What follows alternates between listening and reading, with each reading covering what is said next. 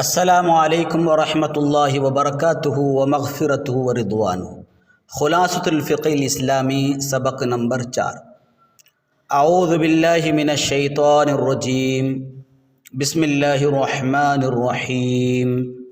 الحمد للہ رب العالمین، والصلاة والسلام علی اشرف الانبیاء والمرسلین، وعلى آلہ وصحبہ وعلماء امتہ واولیاء ملتہ اجمعین، اما بعد۔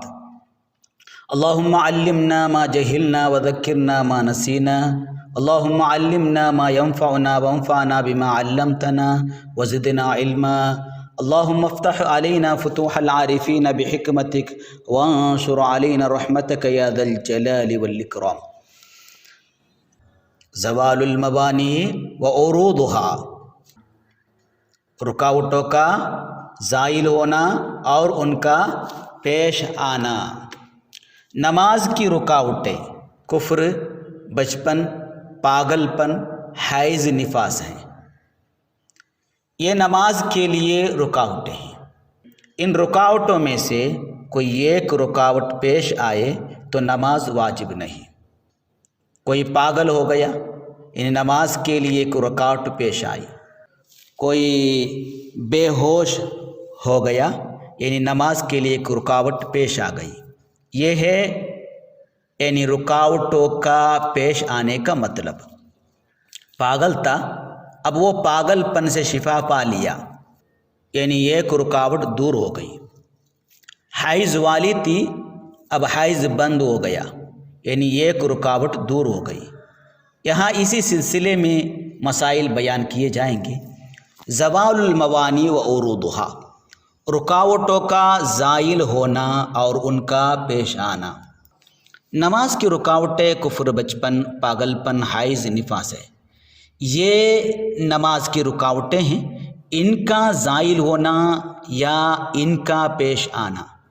اذا زالت، زائل ہو جائے، اذا زالت زائل ہو جائے، کسی نماز کے آخری وقت میں زائل ہو جائے۔ هذه الموانع، یہ رکاوٹیں زائل ہو جائے، یعنی الکفر، کفر زائل ہو جائے۔ کسی نماز کے آخری وقت میں کوئی مسلمان ہو جائے۔ والجنون، پاگل پن زائل ہو جائے، کوئی پاگل کسی نماز کے آخری وقت میں شفا پا لے۔ والصبا، بچپن زائل ہو جائے، یعنی بچہ بالغ ہو جائے۔ والحیض والنفاسی، حیض و نفاس کا خون بند ہو جائے۔ کسی نماز کے وقت میں کوئی بھی رکاوٹ زائل ہو جائے اور رکاوٹوں کے زائل ہونے کے بعد بھی وبقی من الوقت، وقت میں سے باقی ہو، قدر تکبیرۃ، ایک تکبیر کہنے کے مقدار وقت، اللہ اکبر کہنے کے مقدار وقت، یعنی ان رکاوٹوں کے زائل ہونے کے بعد جس نماز کے وقت میں زائل ہوئی ہو، اس نماز کے وقت میں کم از کم اللہ اکبر کہنے کے مقدار وقت باقی ہو، وجبت تلک الصلاۃ، تو وہ نماز اس پر واجب ہے۔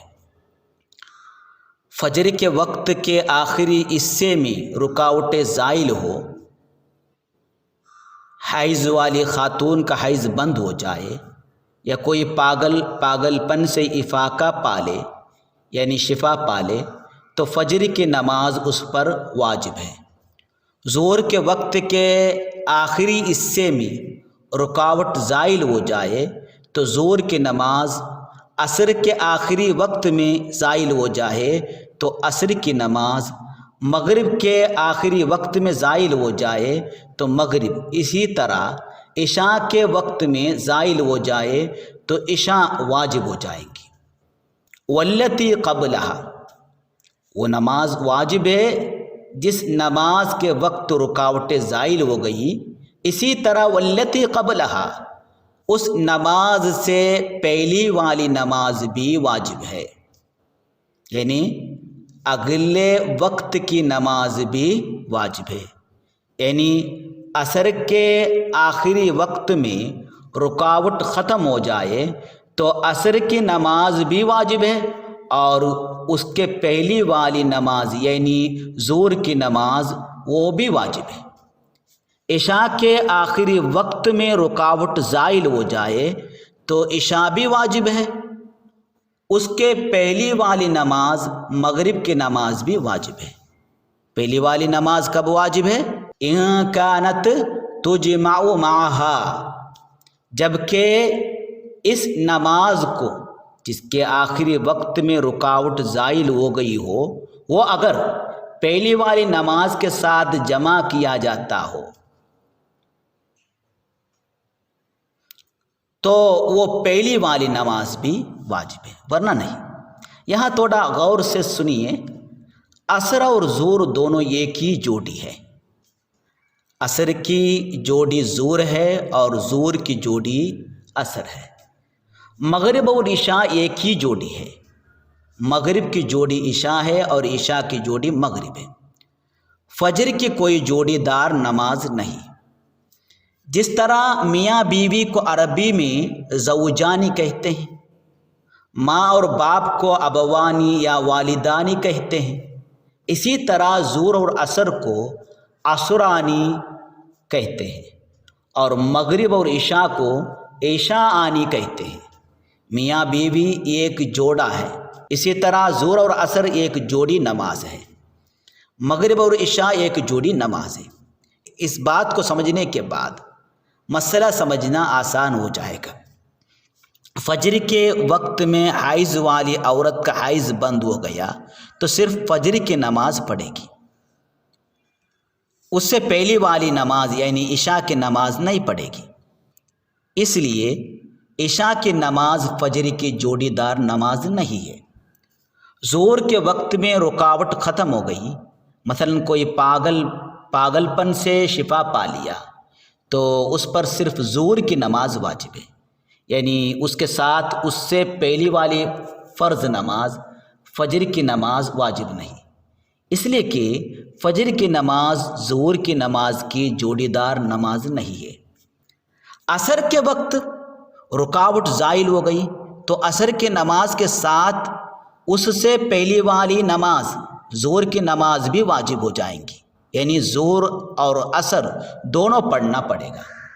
इसलिए कि असर की जोड़ीदार नमाज ज़ोहर की नमाज। मगरिब के वक्त रुकावट ज़ाइल हो जाए तो असर की नमाज पढ़ना ज़रूरी नहीं, इसलिए कि असर की नमाज मगरिब की जोड़ीदार नमाज नहीं है। और अगर इशा के वक्त रुकावट ज़ाइल हो जाए तो उसके साथ मगरिब की नमाज भी पढ़ना होगा, इसलिए इशा की जोड़ीदार नमाज है मगरिब की नमाज।